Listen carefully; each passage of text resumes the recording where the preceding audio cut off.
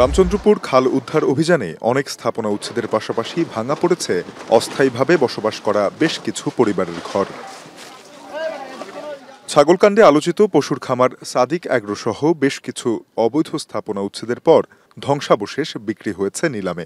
কিনে নেয় এসব সামগ্রী সরিয়ে নিতে কয়েক ঘন্টার মধ্যেই কাজে নেমে পড়ে শ্রমিকরা। তবে এত বড় স্থাপনার ভাঙা ইট পাথরের নিচে হারিয়ে গেছে নিম্নবিত্তের সংসার, যার উদ্ধার করা যায়নি অভিযোগ এলাকাবাসীর।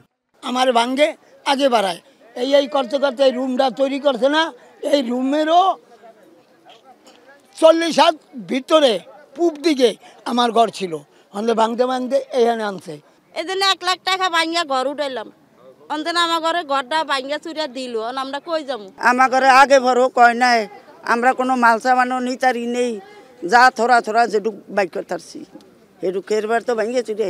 তারা নিলাম সম্পর্কে যারা উপস্থিত ছিল তাৎক্ষণিক এখানে আমাদের স্থানীয় কাউন্সিলর ছিল, আমাদের ম্যাজিস্ট্রেট সাহেবরা ছিল, প্রশাসন ছিল, তাদের একসাথে বসে তারাই একটা নিলামের ব্যবস্থা করছে। এটা গরিব মানুষ এসব ব্যাপারে কিছু জানে না।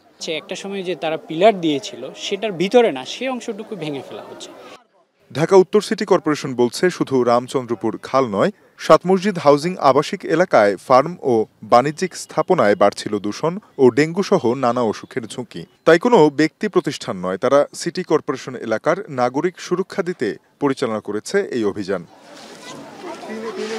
3 দিনের অভিযানে প্রথম দিন ঢাকা জেলা প্রশাসন থেকে চিহ্নিত করে দেয়া হয় সরকারি খাস জমির সীমানা।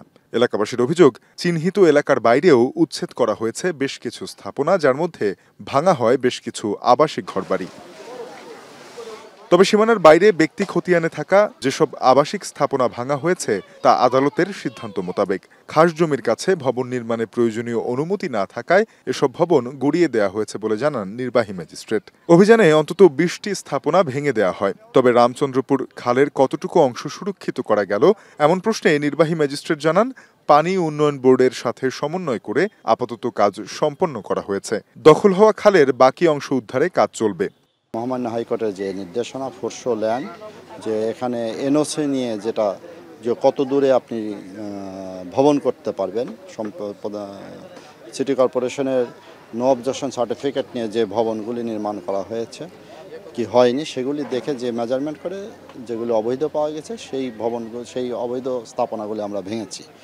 ক্ষতিগ্রস্তরা বলছেন, এসব স্থাপনা ভাঙার পর তাদের মালামাল সরিয়ে নেয়ার সুযোগ দেয়া হয়নি, বরং তা না জানিয়ে নিলামের পর করা হয় চটজলদি অপসারণ। রাজধানীর রামচন্দ্রপুর খাল দখলমুক্ত ও 7 মসজিদ হাউজিং আবাসিক এলাকায় বাণিজ্যিক স্থাপনা উচ্ছেদে ঢাকা উত্তর সিটি কর্পোরেশনের 3 দিনের অভিযান সম্পন্ন হয়েছে, যাতে দখলমুক্ত হয়েছে রামচন্দ্রপুর খালের কিছু অংশ। উত্তর সিটি বলছে, পানি উন্নয়ন বোর্ড ও জেলা প্রশাসনের সমন্বয়ে তাদের স্বাভাবিক অভিযান কার্যক্রম অব্যাহত থাকবে।